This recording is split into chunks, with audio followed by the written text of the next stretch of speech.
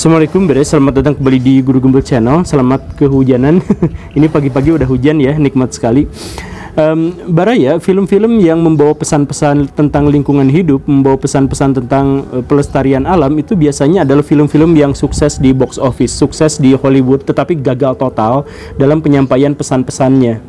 Saya ambilkan contoh, misalkan film Finding Nemo itu adalah film yang dibuat untuk menyindir manusia yang telah melakukan kerusakan lingkungan. Yang film itu mendorong manusia itu untuk melakukan hal-hal yang baik, khususnya untuk lingkungan ke lautan. Tetapi ironisnya setelah film itu dirilis, makin banyak, bahkan peningkatannya sangat pesat, perburuan terhadap ikan badut atau ikan Nemo untuk kemudian menjadi hewan-hewan peliharaan di akuarium-akuarium. Jadi hewan-hewan yang bebas berkeliaran di laut itu kemudian ditangkap dan dimasukkan ke akuarium gara-gara film yang justru mengajarkan supaya kita melepaskan ke alam liar hewan-hewan yang kita kurung. Kan ironi. Atau misalkan kita juga melihat nasib yang sama di film Jaws, film karya Steven Spielberg itu. Jadi dulu itu film itu kan pesannya itu adalah jangan terlalu mengganggu lautan, karena di sana ada hewan-hewan yang berbahaya yang kalau misalkan kita melakukan kegiatan-kegiatan yang terlalu ekstrim di situ, terlalu mengeksploitasi dan sebagainya, maka kita akan berhadapan dengan itu gitu. Jadi tolong hormati alam, tolong hormati kekuatan yang ada di sana gitu. Tetapi uniknya adalah setelah film itu dirilis, perburuan dan pembunuhan terhadap hiu putih besar dan hiu secara keseluruhan itu meningkat pesat di seluruh dunia, dan itu dipicu oleh rasa takut manusia terhadap hiu putih besar yang dianggap sebagai ancaman. Yang rasa takut itu baru berakhir setelah 20 tahun kemudian, 20 tahun setelah film itu dirilis gitu. Jadi ini sebenarnya adalah sesuatu yang sangat ironi gitu. Nah, bagaimana dengan film terbaru Avatar 2 karya James Cameron? Apakah mengalami nasib yang sama? James Cameron sendiri adalah seorang sutradara yang sangat-sangat terkenal, walaupun dia tidak terlalu produktif dalam membuat film. Dia bikin film gak sampai 10 lah ya, tapi 5 di antara gak sampai 10 filmnya itu laris manis dan menjadi ikon bagi zamannya masing-masing. Kita mengetahui misalkan Terminator 1 dan 2 itu karya beliau, Terminator kedua, 3, 4 dan belangsak semuanya, itu kan rusak ya filmnya. Itu bukan dia yang bikin. Kemudian film Titanic itu juga dia yang bikin. Kemudian film Avatar 1 dan 2 itu juga dia yang bikin. Yang menunjukkan bahwa walaupun dia tidak terlalu produktif dalam membuat film, tetapi film-filmnya itu adalah film yang sangat luar biasa. Dan James Cameron itu adalah seorang yang benar-benar peduli lingkungan. Beliau vegan, beliau aktivis lingkungan hidup dan lain sebagainya. Dan karena itu maka di film-filmnya itu selalu menyisipkan pesan-pesan yang terkait dengan lingkungan hidup di semua filmnya. Kita mengetahui misalkan soal Terminator itu adalah film tentang kiamat, tentang bagaimana manusia dengan teknologinya yang luar biasa ini bisa saja menciptakan kiamat untuk bumi ini dan lain sebagainya. Atau kemudian film Titanic. Nah, film Titanic itu kan orang-orang jarang menangkap bahwa itu sebenarnya ada banyak sekali pesan-pesan yang terkait dengan lingkungan hidup gitu. Misalkan kalau Baraya sidik-sidik itu penjahatnya di film Titanic itu si cowok yang ini, itu kan sebenarnya adalah anak dari tukang tambang gitu ya. Jadi James Cameron itu kalau bikin film dan di dalam film itu ada orang yang penambang atau bos penambang atau yang semacam itu, pasti dijadikan tokoh antagonis karena dia benci banget terhadap pertambangan, dia benci banget sama segala sesuatu yang dianggap sebagai merusak lingkungan gitu.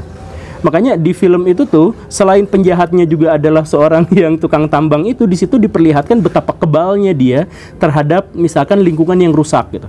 Jadi misalkan kalau Baraya lihat beberapa adegan di film Titanic yang awal-awal itu, misalkan pas orang-orang kepanasan, kelihatan kepanasan gitu, terus yang si ceweknya juga pakai topi gitu ya karena mataharinya panas. Nah, digambarkan bahwa si tukang tambang itu dia baik-baik saja, dia fine-fine aja gitu. Yang sebenarnya ini sebuah sindiran bahwa orang-orang yang merusak lingkungan itu biasanya mereka tidak sensitif dan tidak empati terhadap kerusakan yang mereka buat sendiri gitu.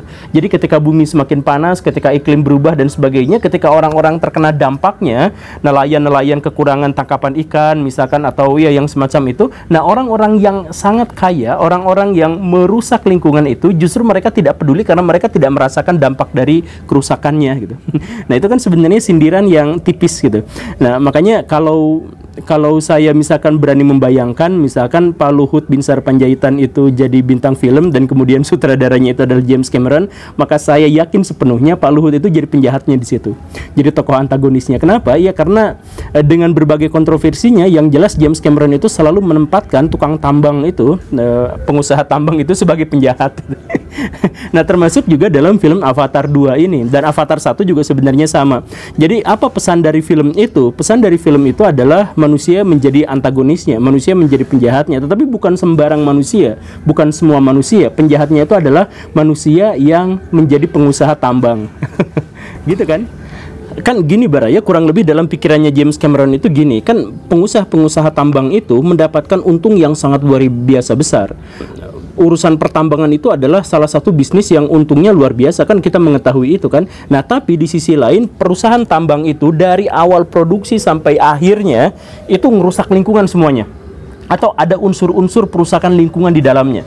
Misalkan kita ambil misalkan batu bara atau tembaga atau yang semacam itu, yang mereka lakukan itu apa? Ada gunung, ada daerah, ada yang subur, yang semacam itu, yang sudah ada ekosistemnya, yang tanahnya sudah humus semua, yang sebagainya itu kemudian dikeruk sampai kering kerontang. Udah itu kemudian mereka ambil barang-barang yang ada di dalamnya. Setelah diambil menjadi cekukan besar, menjadi ceruk yang sangat besar itu, mereka tinggalkan begitu saja. Kemudian mereka nyari wilayah lain, lahan lain yang sangat subur, kemudian mereka gali lagi, ambil lagi tambangnya, dan seterusnya kan begitu. Nah, dari proses pengambilan barang tambang yang sebenarnya merusak lingkungan itu, mereka juga membuang limbah merkuri ke sungai-sungai, ke udara dan sebagainya. Kemudian proses produksinya juga tidak ramah lingkungan dan sebagainya.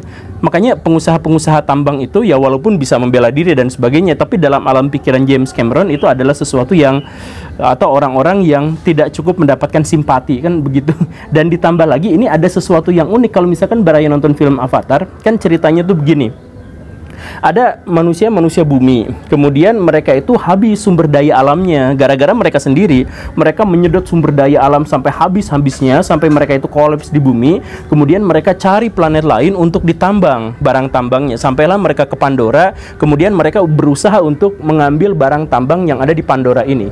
Jadi ceritanya sama seperti penambang yang tadi itu. Jadi ya alurnya sama. Jadi para penambang itu ngambil di satu tempat, merusak lingkungan sampai sehabis-habisnya. Nah, setelah rusak, mereka cari wilayah lain dan mengabaikan yang ini untuk menambang sampai habis lagi, cari lagi. Begitu kan? Di film itu juga kan kurang lebihnya sama seperti itu gitu. Jadi ini adalah sesuatu yang sangat ironi, dan ini sebenarnya menyakiti logika moral kita, tetapi itulah yang terjadi gitu. Manusia merusak bumi, tapi alih-alih mencoba memperbaikinya ketika buminya sudah benar-benar rusak, mereka cari tempat lain untuk dirusak lagi.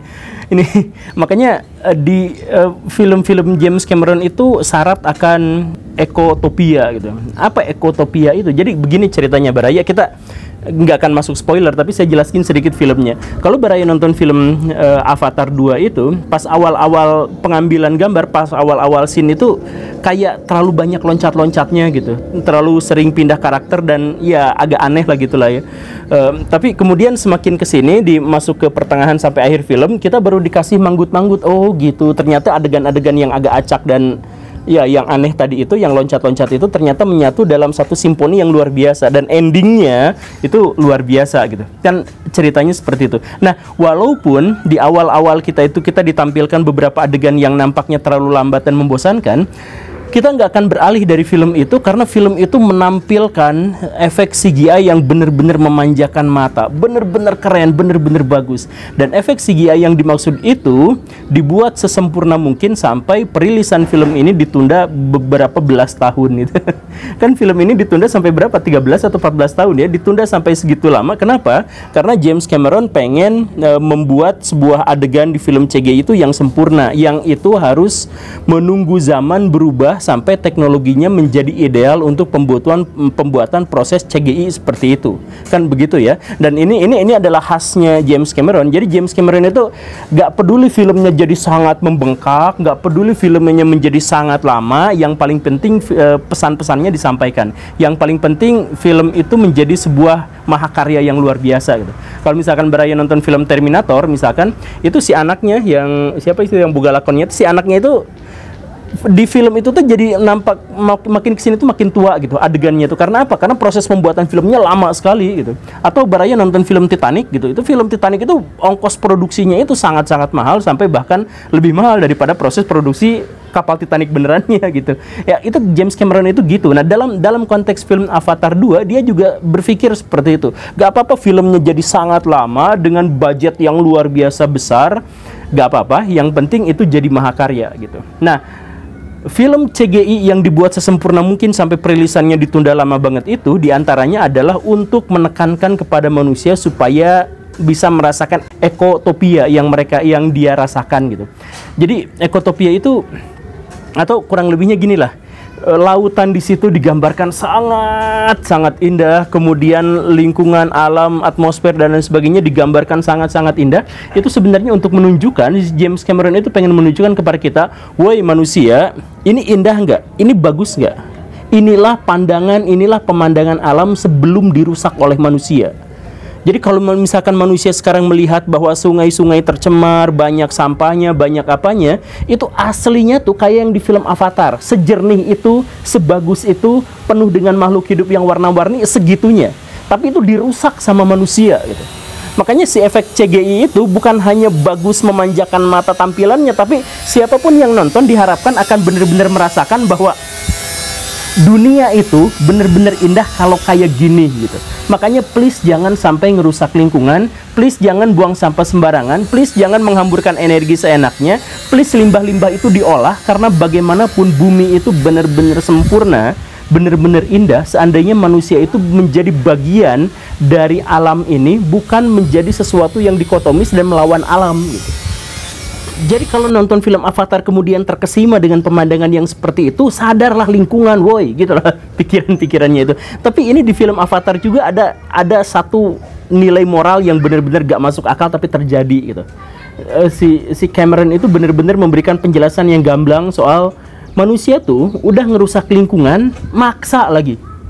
Kan jadi di film itu digambarkan bahwa di Avatar 1 dan 2 ya, suku Na'vi itu hidup selaras dengan alam. Mereka bahkan bisa berkomunikasi dengan alam gitu ya, dengan pohon, dengan hewan-hewan yang ada di sana, karena otaknya itu bisa saling berempati satu sama lain, bisa saling mengerti. Ada neuron-neuron yang bisa menghubungkan manusia dengan alam gitu, di pohon itu dan sebagainya gitu. Nah, kemudian datanglah si manusia-manusia dari langit, manusia dari bumi gitu. Ya langit itu di sana kan digambarkannya dari bumi gitu. Nah si manusia-manusia langit itu, manusia-manusia dari bumi itu kemudian gak bisa berempati pada alam, gak peduli pada alam, gak ngerti soal alam dan sebagainya. Tapi mereka pengen mendapatkan keuntungan finansial dari mengambil barang tambang dari yang ada di sini. Kan mereka tuh pendatang. Dalam hal ini tuh mereka bener-bener pendatang.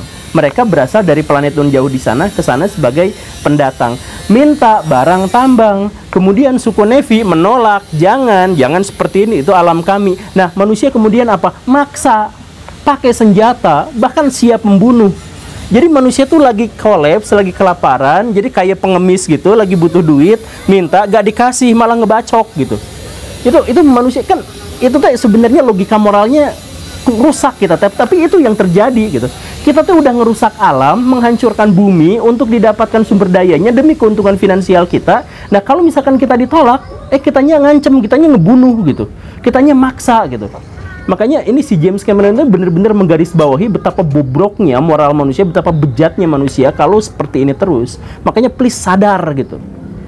Dan ini juga bukan menyasar pada orang-orang di dunia pertambangan, ini juga sebenarnya menyasar ke orang-orang di industri kosmetik gitu. Jadi industri kosmetik itu adalah industri yang dari awal sampai akhir juga sama seperti barang tambang, itu terlibat dalam kerusakan lingkungan.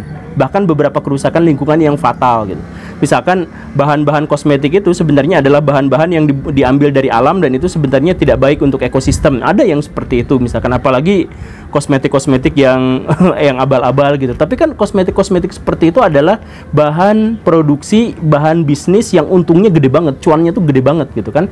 Karena kalau misalkan bisnis kosmetik itu, kita bisa mencampurkan bahan-bahan kimia yang sangat murah tapi dijual sangat mahal hanya gara-gara ini anti-aging, mengandung beras Korea gitu. Emang kenapa beras Korea gitu? Tapi kan ya bisnis kosmetik itu kayak gitu. Nah, kalau misalkan Baraya cermati, sebenarnya di film Avatar itu ada makhluk yang namanya apa itu? Tulkun atau apa, saya lupa lagi.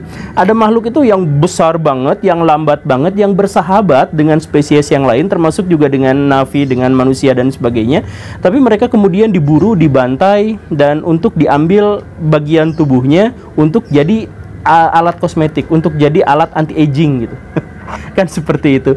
Dan luar biasanya si hewan yang dimaksud itu, Tulkun itu bentuknya dan ukurannya itu diserupakan kurang lebih dengan paus gitu. Yang menunjukkan ini juga sebenarnya adalah sindiran James Cameron terhadap industri kosmetik di dunia yang merusak lingkungan demi cuan gitu.